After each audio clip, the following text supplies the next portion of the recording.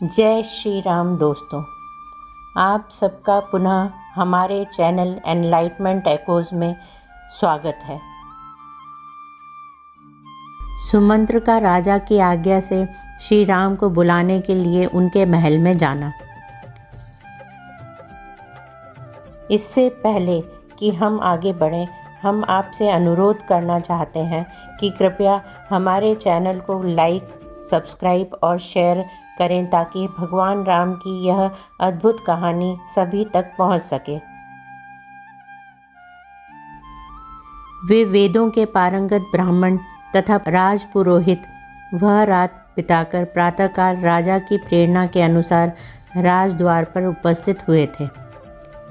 मंत्री, सेना के मुख्य अधिकारी और बड़े बड़े सेठ साहूकार श्री रामचंद्र जी के अभिषेक के लिए बड़ी प्रसन्नता के साथ वहां एकत्रित हुए थे।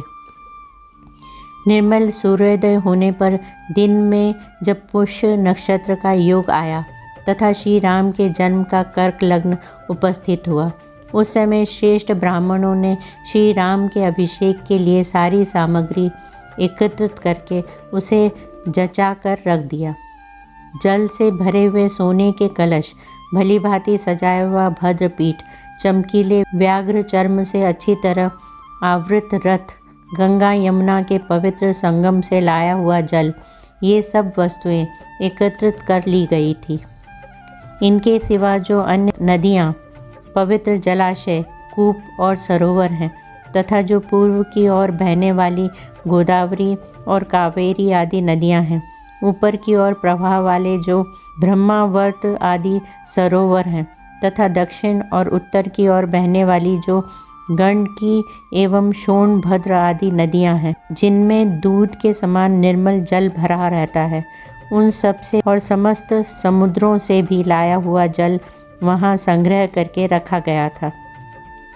इनके अतिरिक्त दूध, दही, घी, मधु, लावा, कुश, फूल, 8 सुंदर कन्याएं, मदमस्त, गजराज और दूध वाले वृक्षों के पल्लवों से ढके हुए सोने चांदी के जलपूर्ण कलश भी वहाँ विराजमान थे, जो उत्तम जल से भरे होने के साथ ही पद्म और उत्पलों संयुक्त होने के कारण बड़ी शोभा पा रहे थे। श्री राम के लिए चंद्रमा की किरणों के समान विकसित कांति से युक्त श्वेत पीत वर्ण का रत्न जटित उत्तम चवर सुसज्जित रूप से रखा हुआ था। चंद्रमंडल के समान सुसज्जित श्वेत छत्र भी अभिषेक सामग्री के साथ शोभा पा रहा था, जो परम सुंदर और प्रकाश फैलाने वाला था। सुसज्जित श्वेत वृषभ और श्वेत अश्व भी खड़े थे। सब प्रकार के बाजे मौजूद थे। स्तुति पाठ करने वाले बंदी तथा अन्य मागध आदि भी उपस्थित थे।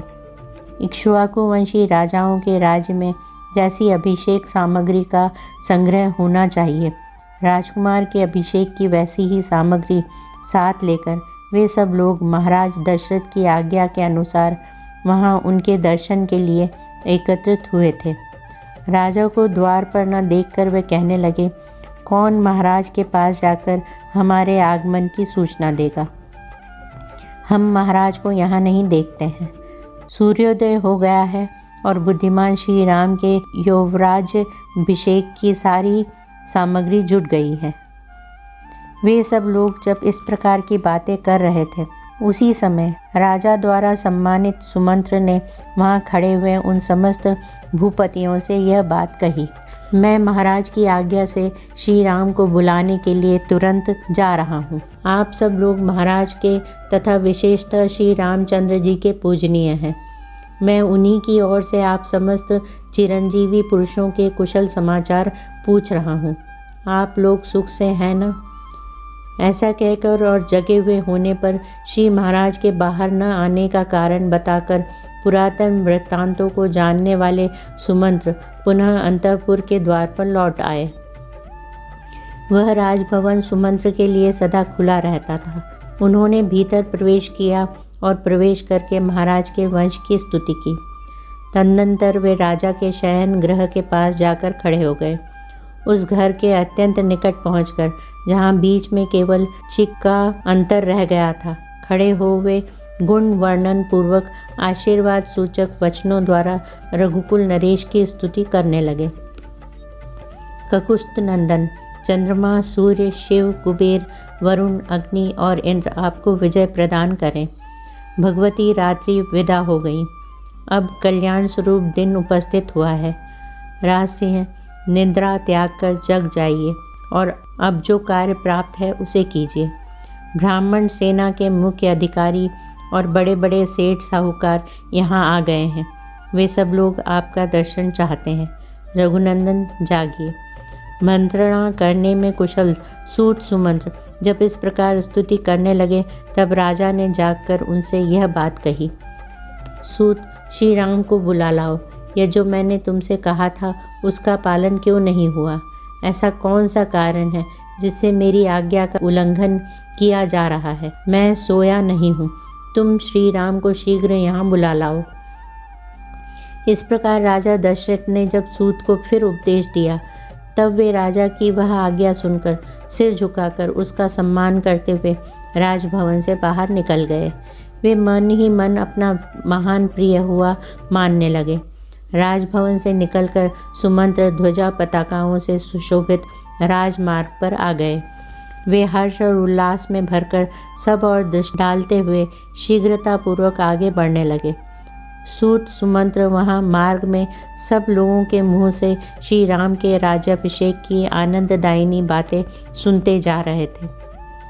तदनंतर सुमंत्र को श्री राम का सुंदर भवन दिखाई दिया जो कैलाश पर्वत के समान श्वेत प्रभा से प्रकाशित हो रहा था। वह इंद्र भवन के समान दीप्तिमान था।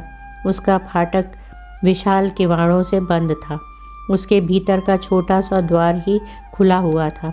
सैकड़ों वेदिकाएं उस भवन की शोभा बढ़ा रही थीं। उसका मुख्य अग्रभाग सोने की देव प्रतिमाओं से अलंकृत था। उसके बाहर फाटक में मणि और मूंगे जड़े हुए थे। वह सारा भवन शरद ऋतु के बादलों की भांति श्वेत कांति से युक्त दीप्तिमान और मेरू पर्वत की कंदरा के समान शोभायमान था।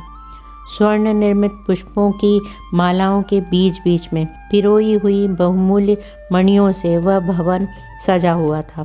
दीवारों में जड़ी हुई मुक्ता मणियों से व्याप्त होकर जगमगा रहा था, अथवा वहाँ मोती और मणियों के भंडार भरे हुए थे। चंदन और अगर की सुगंध उसकी शोभा बढ़ा रही थी। वह भवन मलयाचल के समीपवर्ती दरदुर नामक चंदनगिरी के शिखर की भांति सब और मनोहर सुगंध बिखेर रहा था। कलरव करते हुए सारस और मयूर आदि पक्षी उसकी शोभा वृद्धि कर रहे थे। सोने आदि की सुंदर ढंग से बनी हुई भेड़ियों की मूर्तियों से वह व्याप्त था। शिल्पियों ने उसकी दीवारों में बड़ी सुंदर नक्काशी की थी। वह अपनी उत्कृष्ट शोभा से समस्त प्राणियों के मन और नेत्रों को आकृष्ट कर लेता था। चंद्रमा और सूर्य के समान तेजस्वी, कुबेर भवन के समान अक्षय संपत्ति से पूर्ण तथा इंद्रधाम के समान भव्य एवं मनोरम उस श्री राम भवन में नाना प्रकार के पक्षी चहक रहे थे। सुमंत्र ने देखा श्री राम का महल मेरू पर्वत के शिखर की भांति शोभा पा रहा है। हाथ जोड़कर श्री राम की वंदना करने के लिए उपस्थित हुए असंख्य मनुष्यों से वह भरा हुआ है। भांति भांति के उपहार लेकर जनपद निवासी मनुष्य उस समय वहां पहुंचे हुए थे। श्री राम के अभिषेक का समाचार सुनके उनके मुख प्रसन्नता से खिल उठे थे। वे उस उत्सव को देखने के लिए उत्कंठित थे। उन सबकी उपस्थिति से भवन की बड़ी शोभा हो रही थी। वह विशाल राजभवन महान मेघखंड के समान ऊंचा और सुंदर शोभा से संपन्न था। उसकी दीवारों में नाना प्रकार के रत्न जड़े गए थे और कुबड़े सेवकों से वह भरा हुआ था। सारथी सुमंत्र राजभवन की ओर जाने वाले वरुथ लोहे की चद्दर या सींकचों के बने हुए आवरण से युक्त तथा अच्छे घोड़ों से जुते हुए रथ के द्वारा मनुष्यों की भीड़ से भरे राजमार्ग की शोभा बढ़ाते तथा समस्त नगर निवासियों के मन को आनंद प्रदान करते हुए श्री राम के भवन के पास जा पहुँचे। उत्तम वस्तु को प्राप्त करने के अधिकारी श्री राम का वह महान समृद्धिशाली विशाल भवन शचीपति इंद्र के भवन की भांति सुशोभित होता था। इधर उधर फैले हुए मृगों और मयूरों से उसकी शोभा और भी बढ़ गई थी। वहाँ पहुंचकर सारथी सुमंत्र के शरीर में अधिक हर्ष के कारण रोमांच हो आया। वहाँ कैलाश और स्वर्ग के समान दिव्य शोभा से युक्त सुंदर सजी हुई अनेक जोड़ियों को लांघकर श्री रामचंद्र जी की आज्ञा में चलने वाले बहुतेरे श्रेष्ठ मनुष्यों को बीच में छोड़ते हुए रथ सहित सुमंत्र अंतःपुर के द्वार पर उपस्थित हुए। उस स्थान पर उन्होंने श्री राम के अभिषेक संबंधी कर्म करने वाले लोगों की हर्ष भरी बातें सुनी, जो राजकुमार श्री राम के लिए सब ओर से मंगल कामना सूचित करती थी। इसी प्रकार उन्होंने अन्य सब लोगों की भी हर्षोल्लास से परिपूर्ण वार्ताओं को श्रवण किया। श्री राम का वह भवन इंद्र सदन की शोभा को तिरस्कृत कर रहा था। मृगों और पक्षियों से सेवित होने के कारण उसकी रमणीयता और भी बढ़ गई थी। सुमंत्र ने उस भवन को देखा। वह अपनी प्रभा से प्रकाशित होने वाले मेरुगिरी के ऊंचे शिखर की भांति सुशोभित हो रहा था। उस भवन के द्वार पर पहुंचकर सुमंत्र ने देखा, श्री राम की वंदना के लिए हाथ जोड़े उपस्थित हुए जनपद वासी मनुष्य अपनी सवारियों से उतरकर हाथों में भांति भांति के उपहार लिए करोड़ों और परार्धों की संख्या में खड़े थे, जिससे वहाँ बड़ी भारी भीड़ लग गई थी। तदनंतर उन्होंने श्री राम की सवारी में आने वाले सुंदर शत्रुंजय नामक विशालकाय गजराज को देखा, जो महान मेघ से युक्त पर्वत के समान प्रतीत होता था। उसके गंडस्थल से मद की धारा बह रही थी। वह अंकुश से काबू में आने वाला नहीं था। उसका वेग शत्रुओं के लिए अत्यंत असह्य था। उसका जैसा नाम था वैसा ही गुण भी था।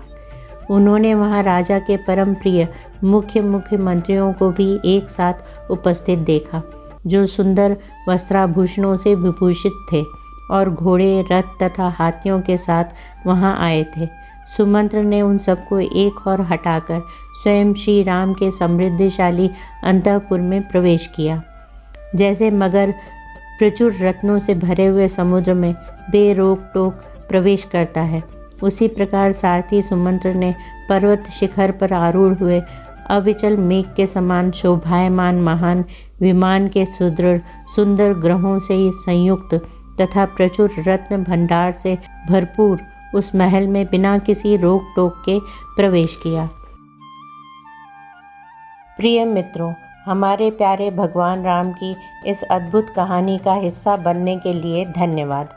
हम आगे की दिलचस्प कहानी के साथ वापस आएंगे, इसलिए बने रहें और हमारे चैनल को लाइक, शेयर और सब्सक्राइब करना न भूलें।